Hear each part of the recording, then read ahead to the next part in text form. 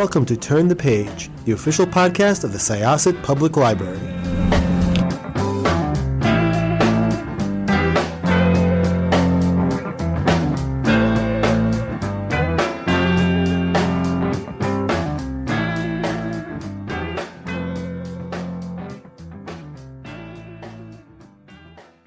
Hello, everyone. Welcome to Turn the Page. I'm your host today, Jen, and I am joined by the author of a book that had me fascinated for 2-3 days. I read it pretty much front to back without stop. It's so beautiful and so fascinating, and I am so excited to talk about it. So welcome. Could I ask you to introduce yourself and your book, please? Sure. Thanks so much. Thanks for having me. My name is Evan Friss, and I'm a professor of history at James Madison University in Harrisonburg, Virginia, and proud author of The BOOKSHOP, A History of the American Bookstore. When I saw this book in a newsletter, I was instantaneously hooked. I was sold, bought everything. I worked at Borders back in the day, right when I graduated high school and through college. And there is like a real bookseller to librarian pipeline, so we are all pretty interested in this book. Could you tell us a little bit about your research and what drew you to this project in particular? Sure. So I was always interested in history, and I was in graduate school in New York City working on my PhD in American history. And I was mostly interested in the history of American cities, urban spaces, roads, infrastructure, bicycles, that kind of thing. And my wife, then girlfriend, and later wife, got a job and moved to New York at a small, charming independent bookstore in the West Village of New York called 3 Lives and Company. And it was really her experience that opened a window into the bookshop world. I had been a reader, and of course, as a graduate student in history, was reading voraciously. But I had never really spent a ton of time in bookstores or thought a lot about them. But her experience, me frequenting her bookshop, but also just her talking about the many different kinds of people who really inhabited the bookstore on a regular basis and what it meant for them, planted the seed for me to perhaps one day write a book about this, or at least start to do research about how bookstores came to be and how they evolved over time and sort of what kind of functions they've provided, and to think about what they mean to American society today. So the idea was kind of planted a very long time ago, and my academic interests and a couple of other projects got in the way, but then it became the right time to start researching and writing this book. Yeah, the book begins with a little portrait, as it were, of the 3 Lives bookshop. And it's fascinating because the book functions as a history, but also sort of like as an ethnography of certain bookstores. And you introduce us to like the regulars and sort of the personalities who often work there or who patronize. Did you do a lot of visiting of bookshops to write this book? You write about some that don't exist anymore, so you couldn't visit those, but did you do some travel for this or? Yeah, so a lot of historians, some of my colleagues who do ancient history, prefer all their subjects to be long deceased for some obvious and maybe some less obvious reasons. But I kind of like doing a bit of both and thinking about some of the earlier history, but books that really get us to the present day or make us at least think about the current context of something. So it was fun for me to visit bookstores all over the country. And at one point I kept a list, I think it was 100 or so that I had stepped foot in at least.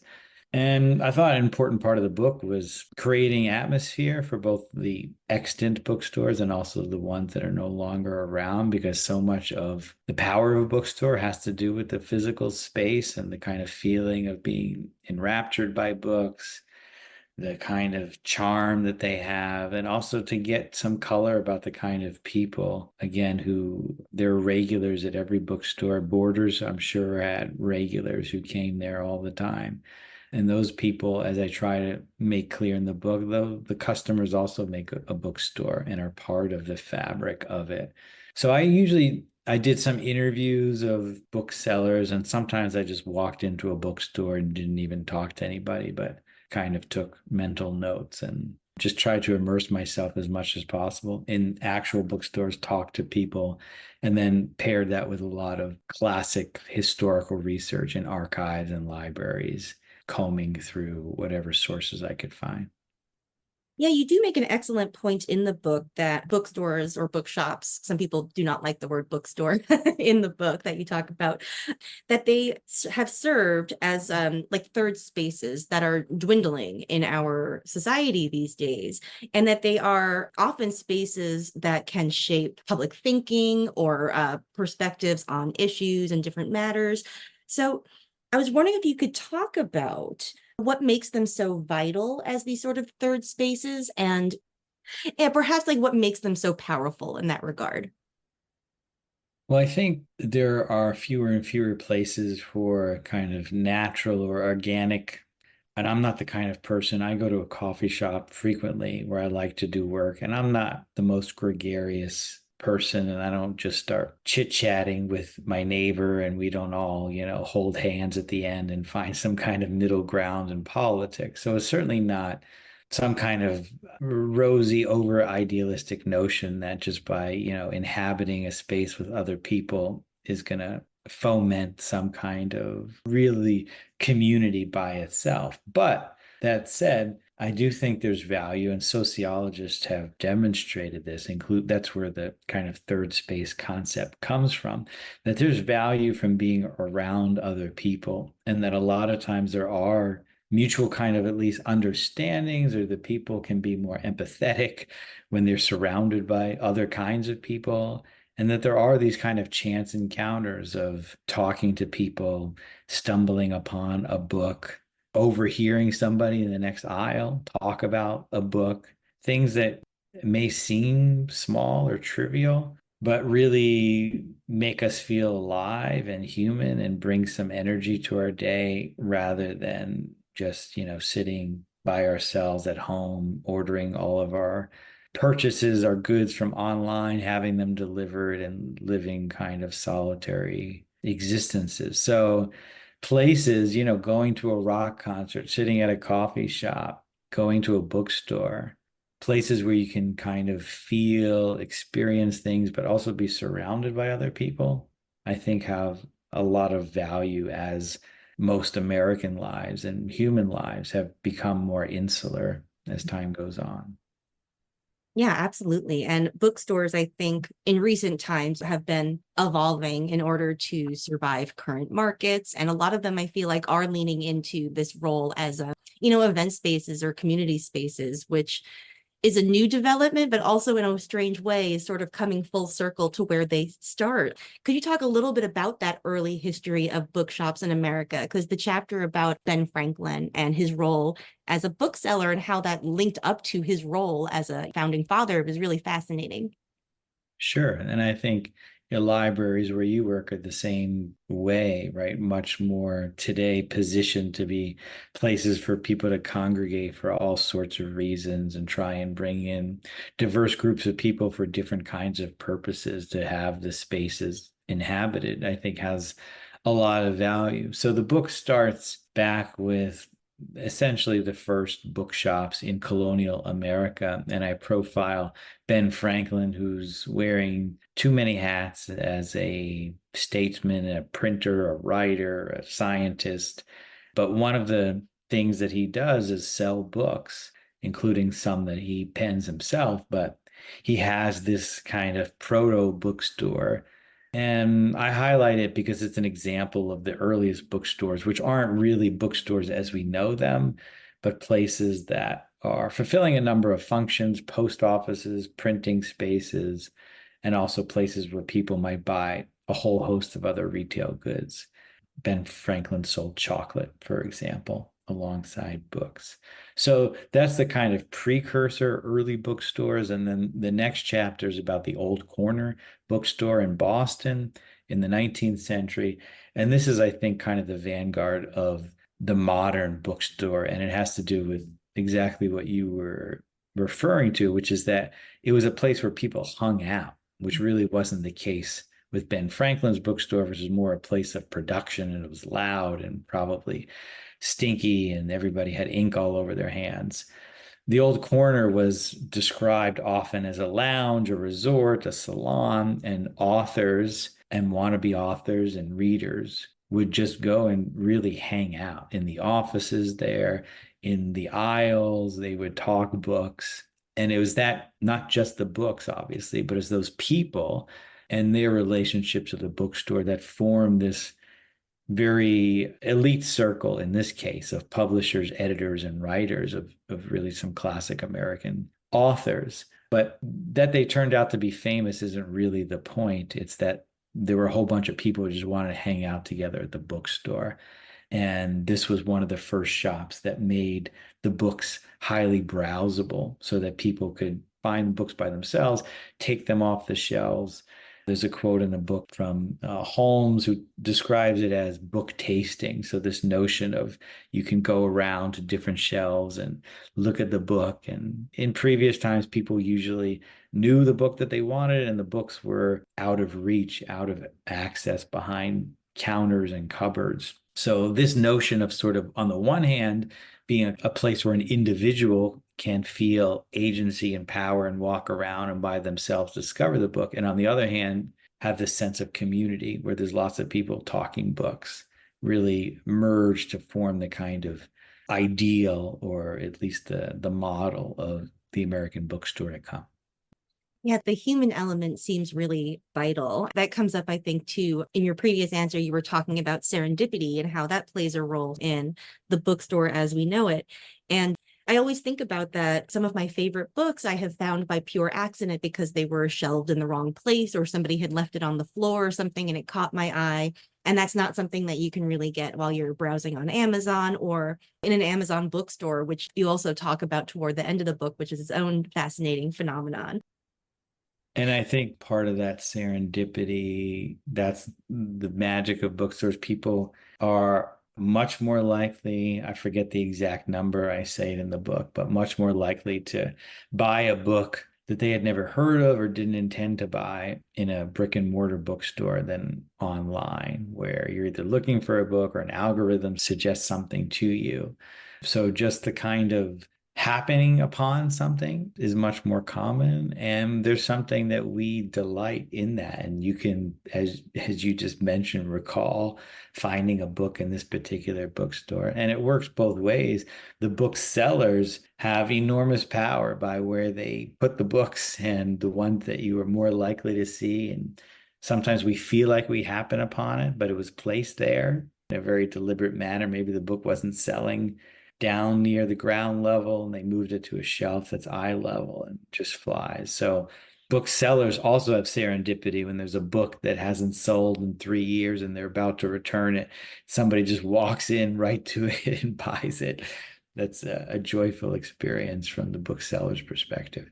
Yeah, it is. And I was thinking a lot that often the bookseller serves a role that is sort of like not unlike that of the bartender, who is doling out a product to you and taking your money for that product, but also recommending things to you and maybe listening to you talk about your day or your problems. There was another bookstore I worked at for a while. I'm like a bookstore recidivist. I keep going back. That briefly lived in Rockville Center out here on Long Island, called Turn of the Corkscrew. And it was a wine bar / bookstore. And playing those two roles together at the same time, like serving somebody wine and recommending books to them, felt so natural. And I think that's part of where bookstores are evolving. They're often now a bookstore and another thing, a cafe or a wine bar, or they sell chocolate if we want to go back to the Ben Franklin model. Where do you see things headed with bookstores? Do you think that they're kind of precarious, but your book is slightly optimistic about them too, that we're headed in a good direction? Where do you see things going? Historians are notoriously bad at predicting the future, so Yeah. I'll say that first. I think it's a complicated narrative because, on the one hand, there are many fewer bookstores than there used to be, especially on a per capita basis. So it's hard to argue that bookstores are stronger than ever or a kind of institution that's not endangered, because the absolute numbers about the number of bookstores, their relative profitability, et cetera, make it clear that this is not necessarily an industry that will inherently be around forever, or at least in 20 years, 50 years, 100 years. At the same time, there's a kind of underlying vitality to the bookstores that do exist. And some of them, especially ones that have been around a long time or ones that just find the right note in the right space, are probably more successful than they've ever been. So there's the kind of macro headwinds about book selling in general, which seem to be significant. And, there's a group of anti-Amazon people, and there's hopes for legislation in those circles to limit the kind of market share.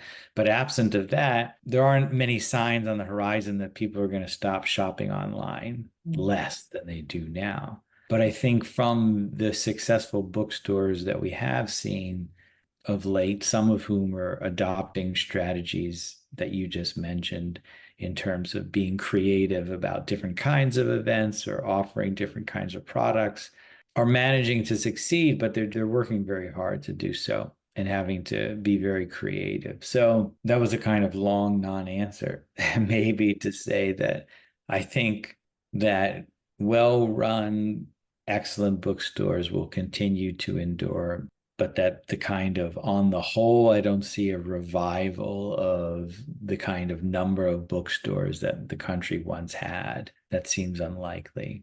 So we'll see. But I think when we lose bookstores and communities lose bookstores, and people back in the 90s and early 2000s like to poo-poo Barnes and Noble and Borders as, big giant chains. But for a lot of people around the country, that was their only local bookstore. So when Borders disappeared and Barnes and Noble scaled back in the 21st century, although they're starting to open some new stores, a lot of people became bookstore-less, like no bookstore within 50 miles, 100 miles. And I think that's a real loss. Yeah, absolutely. It's interesting too to see things go in a slightly different direction, because especially I think here in New York, we're seeing a lot of hyper specialized, like highly curated bookstores come up. Like there's the Ripped Bodice in Brooklyn that does only romance, the Mystery Bookstore in the city, which has actually been around for a while. So it just seems like we're in an interesting moment of transition where old models are falling away and the new ones are not quite established, but it's interesting to think where things go. And your book provides a really interesting context for all of the changes that we're going through now. I think I would just say the specialty stores is exciting to see some of those, because they're the ones that probably disappeared disproportionately in the highest number. So they used to be, especially in the 70s, all sorts of very niche kind of bookstores, and even into the 80s. And one of the things that they offered was it was basically the only place you could find something, arcana about this or that, or they just specialized in different subject matter. So I have a chapter about a gay bookstore in New York and a Black bookstore. And, eventually Amazon would have these titles. But for a lot of people shopping in the 70s, if you didn't go to Oscar Wilde bookstore, you really couldn't easily find a lot of this material. And so that was an obvious selling point. So those kind of specialty shops were in some ways the most vulnerable to the online retailers. Yes. Yeah, and that does make sense, I think, why they are also perhaps seeing a revival, because they have like sort of the most human element that is lost when you turn to like the algorithm for Amazon to recommend you your books. So I do remember buying a book for a romance reading friend, and the knowledge of the bookseller there was it was comprehensive. It was really amazing. And so it's really interesting. So I read online that you did some of the research for this book while on a MacDowell Fellowship, which seems like a really neat experience. I was looking at some of their studios and stuff like that. Could you talk about the role that played in your research and your writing? Yes, and if anybody from MacDowell is listening, please invite me back. It was one of the best months of my entire life, really. It was amazing. They give you a studio nestled in this beautiful campus in middle of nowhere, New Hampshire, and everything is paid for by generous donors. And if you're lucky enough to get in, it's a kind of ideal, beautiful, serene place to write. And it's a community of artists. So there were artists in all different disciplines. There was a dramaturg and people writing some kind of new age opera, and pianists and poets and sculptors and painters. And then they have a category for writers, which includes nonfiction writers like myself. So I did feel sort of a bit fraudulent. I was less artisty than everybody else, but being surrounded by so many creative spirits and such beautiful landscape was wonderful. And mostly just not having to do any chores or deal with the kind of mundane aspects of life freed up an entire day, 1 month over, to write. I was done the research for the book, so I really could just sit down and write and wake up early, have some coffee, write, and then there's a thud that arrives at about 11:30, which is a picnic basket full of lunch that just shows up at your little cabin with a fireplace. And it's all delicious, and you eat lunch, and then you carry the lunch basket through the woods to the communal dinner, which again, I was surrounded by very smart, creative, interesting people who provided some energy. And then at night, there was often some hanging out and sharing about our projects. And one night I read portions of this book and got some good feedback. So I probably got a year's worth of work done in a month. And I came back and I was very excited to see my family and very sad to leave McDowell. That sounds amazing. Yeah. And what an opportunity. And they've hosted some really fascinating people. And I imagine just being in that environment is incredibly inspiring. And Yeah, it feels very special. yeah. Well, thank you so much for coming and sharing this book with us. I'm very excited for our patrons to read it. I think they're really going to love this, because bookstores as well as libraries are very important to our community and to all communities. So Absolutely. Thank you so much for having me. no problem. All right, listeners, it's your turn. Please check out The Bookshop, A History of the American Bookstore. I think you'll really love it. Thank you so much for joining us. It is now time to close this chapter. It's time to close this chapter of Turn the Page. Join us for the next episode.